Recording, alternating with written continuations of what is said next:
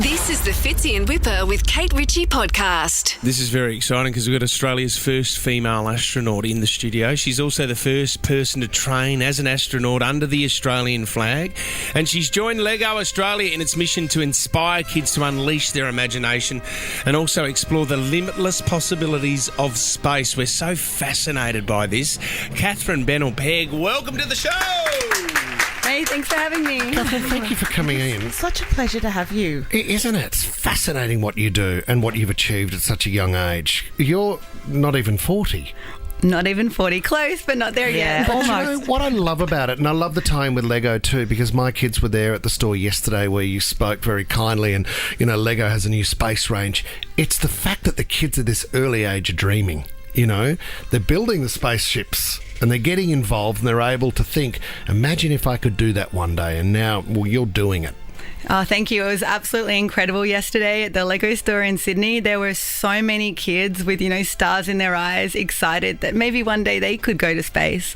Like, the Lego group's done research that says 7 out of 10 kids want to be astronauts, which is just incredible. Yeah, why do you think, what is that? And when was the first moment for you as a young girl where you thought, maybe I can do that too? What's the appeal? I mean, when kids are young, they just have the confidence to dream. They haven't, felt the need to shrink their ambitions, and that draw of adventure. Space is the ultimate place to explore. So, my message to a lot of the kids there was, keep dreaming. Don't shrink yourself. If you have a big dream, like being an astronaut, absolutely go for it. It can work out. This fascinates me because as we were talking about this before, it's not like it's a 4-year apprenticeship. This takes a long time. And what I want to know, Catherine, is I compare it to like a sporting team. Are you waiting to get the call up to be playing in the senior team? Like, could you go into space tomorrow if you got the call? Like, how does it work? Yeah, so what I just graduated from was called astronaut basic training, and when you graduate, you can call yourself an astronaut. Right. There's about 100 of us around the world, and it means you're ready to be tapped on the shoulder for a mission assignment to the space station or even the moon, which is super exciting. But it's the first time that Australia has, backed one of its own on this training. We've had great Australians before, to use the sporting analogy, playing for other nations, but this is the first time Australia is kind of dipping its toes in this world. And if we choose to pursue it, and even in the training, you get the whole ecosystem around it. For the sports, it's the coaches, the refs, the doctors, the home games. Yeah. For being an astronaut, it's the engineers, the scientists, the education program that can come with it, which is amazing. Do you feel the work so hard? You have worked. I look at, say, is it Apollo 13 where they had to remake the parts on board to create oxygen within the space? I mean, I could have that completely wrong.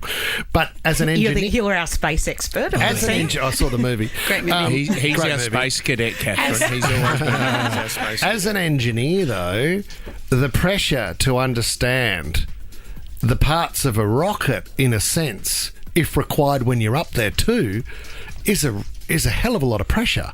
Oh, but it's my happy place. I love learning about all the things in space, what could need to be fixed and so on. Like, I've spent my career developing satellites, space capsules, space stations. So that part of my training, was very much in my comfort zone. But there are a lot of parts where I was stretched out of my comfort zone. Like, we had to learn Russian in 8 intense weeks. We did a lot of humanities, space strategies, space economics. We learned about science. We did expeditions like winter survival, ocean survival. Yep. We went scuba diving around full space station mock-ups to learn to do spacewalks and zero-G plane centrifuges. It was really incredible. Catherine, how far, you know more about this, but how far away are we as an everyday person going into space? In space travel, just something that we could do overnight or over a few days or a week or whatever?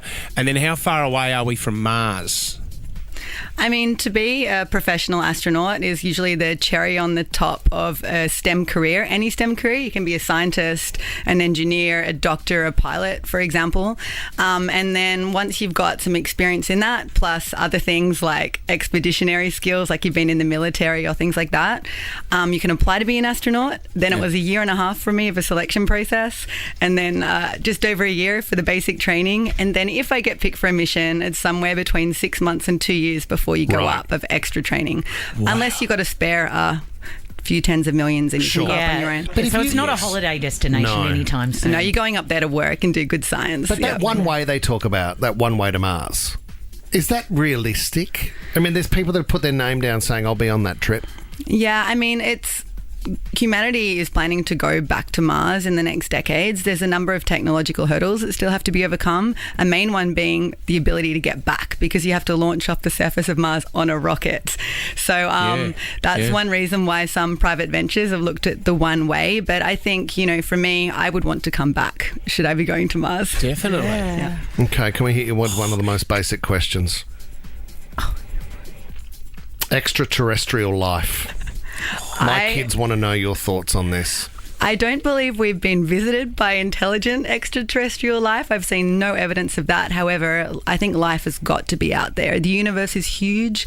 There's something like 1 billion trillion stars out there. We've been looking at stars in our local galaxy through space telescopes, and so many of the stars have planets. And the most, abundant molecules and chemicals out there are the things that make up life. So I think life has to be out there just from a numbers perspective. There it is. They're Yeah. real. Aliens are real. You heard no. it first here. I actually just want to ask you, because you spoke about not shrinking yourself, and I would imagine you've worked so hard, and there would have been a fork in the road at some point. And does Catherine kind of end up here as, having done all this work and could be the first Australian woman in space? But was there a moment where you thought, this is so hard? Why would it be me out of all of the people? And maybe I'll just go and do something else. Well, the thing is, if you want to be an astronaut, the main thing that you need to do is pick a career you love anyway, because the fallback options are so wonderful.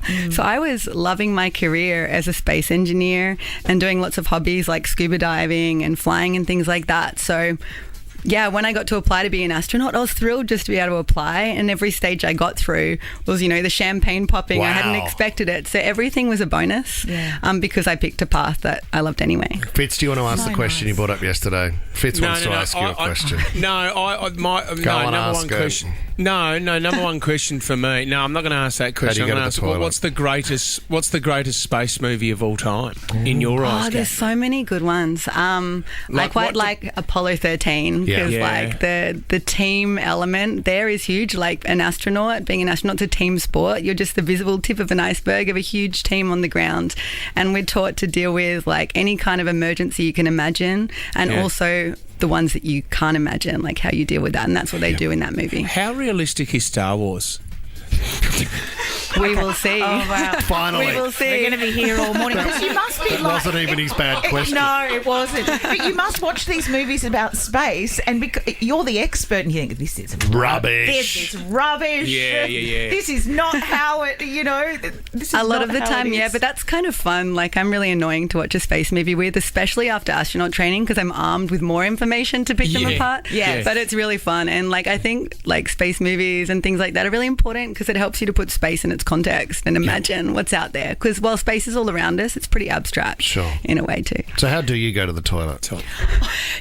Every single interview I've had in the last days has asked me about the toilet, and I'm so happy I'm qualified to use a space answer, station yeah. toilet. I've done the lesson. Oh, wow. How do you do it? To prepare me. Well, basically, so up there, like, number ones and number twos are separate systems. You're in a cubicle, and, like, you recycle the urine. So, like, yesterday's coffee is tomorrow's coffee. Wow. But the poos, it's kind of like pooing into a nappy bin, like with a plastic bag, and you have, like, a poo stick to, like, deal with that, which has gone missing before. But, yeah, they become shooting Which is stars. what I do here those at ones. Nova. So it's like a game. It's fun. So you send them out Once you've mastered it, the first few times you use it, it's recommended you don't bring your clothes in with you, because if you make a mistake, you've got a float of shame back through the space station to get new gear.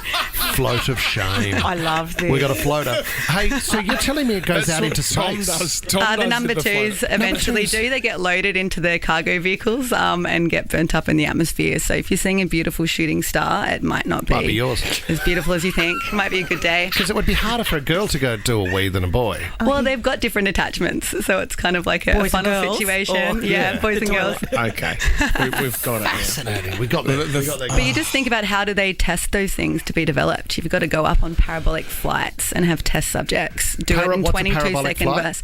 Oh, it's like being inside an airliner with the seats removed. lift, and it flies kind of a parabola, and for 22 seconds at a time you're in weightlessness. It's kind of like skydiving inside a plane. Oh my God. Awesome. And that's You've how done they that? develop the toilet. Have you done that? Yeah, a few times. It's incredible. It's how you learn how to work a bit in microgravity. Things like CPR, you do a handstand on the person and the feet in the roof. If you use a drill and you don't brace yourself, you spin. And it's part of that my spacewalk God. training. Yeah. Great. Not I for love me. this stuff. Not I for love me. it. Well, I've got to out. go and do a float of shame. But Catherine Bennell-Pegg, this is fascinating. Thank you so much for spending some time with us this morning. Appreciate Thanks for having me. Great to be here. Thanks, Catherine. Fits in Whipper with Kate Ritchie is a Nova podcast. For more great shows like this, download the Nova Player via the App Store or Google Play. The Nova Player.